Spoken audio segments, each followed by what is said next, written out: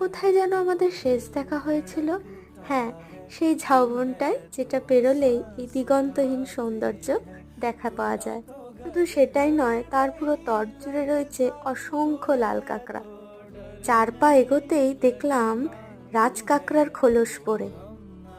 Puri Digha sea beach তো বাঙালির কাছে একটা ইমোশনের মতন, কিন্তু ধুবলাগাড়ির এই পরিষ্কার পরিচ্ছন্ন সি বিচটি আমাদের কাছে সবসময় অন্যতম হয়ে থাকবে, কারণ সমুদ্র তটে একসাথে বৃষ্টি ভেজার আনন্দ আমরা এখানেই উপভোগ করেছিলাম।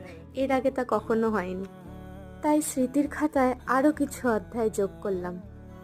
সান্ধ্যকালীন ভোজন আর গরম চায়ে চুমুক দিতে দিতে রিসর্টের বারান্দায় বসে প্রপার্টিটার এই মায়াবী সাজ উপভোগ করছিলাম দুজনে। কখন যে রাত ঘনিয়েছে বোঝা যায়নি। তাই এসব দিয়েই ডিনারটা সেরে নিলাম।